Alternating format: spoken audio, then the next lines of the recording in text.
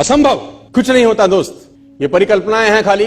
और मैं आज तो आपको बहुत ईमानदारी से और 12 साल के तजुर्बे का निचोड़ निकाल के बता सकता हूं कि इस दुनिया में असंभव नाम का कोई शब्द होता ही नहीं है। इंसान कभी भी चंद्रमा पर नहीं पहुंच सकता, पृथ्वी विज्ञान की अधिकतम सीमा है। डॉक्टर ली दी फॉरेस्ट मशहूर वैज्ञानिक हुए, बहुत बड़े साइंटिस्ट हुए। एक स्टेटमेंट इन्होंने पास किया 1955 के अंदर, 1955 ही पास द स्टेटमेंट कि इंसान कभी भी चंद्रमा पर नहीं पहुंच पाएगा। It is impossible for a human being to cross Indian globe, earth globe. और पृथ्वी विज्ञान की अधिकतम सीमा है, लेकिन किसी बहरे ने इस बात सुना नहीं। और पहुंच गया एक आदमी अपना बस्ता उठा के, जिसका नाम था इन 1969। और उसके बाद तो स्पेस जर्नी ऐसी हो गई जैसे आप और मैं अभी पतिया और बैंकॉक चले जाते हैं। लॉर्ड केल्विन बहुत बड़े साइंटिस्ट हुए, उनका स्टेटमेंट आया कि सिर्फ पक्षी उड़ान भर सकते हैं, हवा से भारी मशीन का उड़ान भरना असंभव है। इट इज इम्पॉसिबल कि हवा से कुछ भी भारा हो और वो उड़ सके, क्योंकि ग्रेविटी उसको गिरा देगा। लेकिन तमाचा मारा इन लोगों ने, तमाचा मारा और लिख के दिया कि हमने साइकिल के स्पेयर पार्ट से इंसानों को पक्षी बना दिया। साइकिल के स्पेयर पार्ट से इंसानों को पक्षी बना दिया। 16 साल लगे राइट ब्रदर्स को जहाज का निर्माण करने में, लेकिन इन लोगों ने उसकी बात नहीं सुनी कि जो कहते थे कि वायु का सिद्धांत तुम्हारे विपरीत है। यह बात भंवरे को कही जाती थी कि भंवरा वायु के सिद्धांत के कारण कभी जीवन मोड़ नहीं सकता, क्योंकि उसके पंख उसके शरीर से हल्के रहते हैं। लेकिन भंवरा साला किसी स्कूल में गया नहीं आज तक। माई doctor told me I will never walk again. मेरे डॉक्टर ने मुझे कहा कि तुम कभी चल नहीं सकोगी। My doctor told me you will never walk again.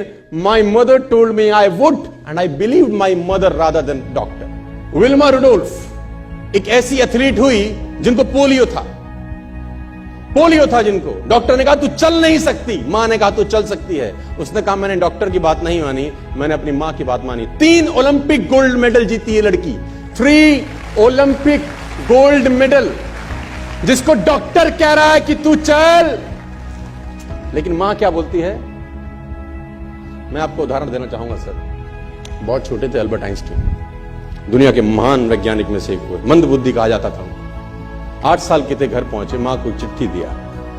When he was 8 years old, came to his home, given letter to his mother. मां को एक चिट्ठी दिया, मां ने वो चिट्ठी पढ़ा। 8 साल के थे, और चिट्ठी में प्रिंसिपल का खत था उसकी मां के नाम। प्रिंसिपल ने ये लिख के भेजा कि आपका बच्चा विलक्षण प्रतिभा का धनी है, ग्रेट पावर है इसके अंदर, क्योंकि बहुत बड़े साइंटिस्ट बने, बड़े मंद बुद्धि बचपन में समझा जाता था। आपका बच्चा विलक्षण प्रतिभा का धनी है, इसके अंदर असीम संभावनाएं हैं। तो हमारा स्कूल, हमारी मैनेजमेंट, हमारी फैकल्टी, हमारा टीचर इस लायक नहीं है कि हम आपके बच्चे को अच्छी शिक्षा दे सकें। तो it's better for you to take care of your son. आप अपने बच्चों को अपने घर में पढ़ाइए, हम लायक नहीं है कि आपके बच्चे को पढ़ा सके। और उसकी मां ने पढ़ते पढ़ते आंखों में आंसू ले आई और उसने बच्चे को कहा कल से तू स्कूल नहीं जाएगा, मैं तेरी परवरिश घर पे करूंगी, क्योंकि तेरा टीचर तुझे इस लायक नहीं समझता। मतलब वो अपने आप को इस लायक नहीं समझते। बच्चा खुश हुआ, मोटिवेट हो गया और लग गया।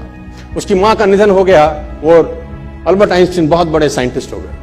अल्बर्ट आइंस्टीन जब बहुत बड़े साइंटिस्ट हुए तो मकान शिफ्ट कर रहे थे अपना, और जीवन का सच्ची घटना वो अपनी ऑटोबायोग्राफी में लिखते हैं कि जब मैं मकान शिफ्ट कर रहा था तो एक ड्रॉस के अंदर मुझे वो व्हाइट कलर का पेपर फोल्डेड अवस्था में मिला। मुझे समझ नहीं था कि क्या है। मैंने उसको फोल्डिंग अवस्था से मिट्टी को हटा के जब खोला तो वो उस टीचर का लेटर था जो बहुत साल पहले टीचर ने मेरे हाथ में दिया था और मैंने अपनी मां के हाथ में रखा था। अब वो बड़ी उत्सुकता के साथ उस खत को पढ़ने लगे। जैसे उन्होंने खत पढ़ना शुरू किया और वो जार जार होके रोए। उसमें लिखा था कि तुम्हारा बच्चा मंदबुद्धि है, ये हमारे स्कूल के लायक नहीं है, इसको आज के बाद हमारे स्कूल में मत भेजना, इसकी परवरिश खुद किया। मां ने उल्टा पढ़ा, मां ने उल्टा पढ़ा कि नहीं, ऐसा नहीं है, तू सब कुछ कर सकता है, तेरे हाथ पास पावर है, तेरे में प्रतिभा है, यू कैन डू वंडर्स। दोस्तों, इस दुनिया में किसी की बात मत सुनना। नेवर एवर बिलीव एनीबॉडी कि जो तुमको बोले कि तू नहीं कर सकता, कान पे मारना, बोला साले तू नहीं कर सकता, हम करेंगे।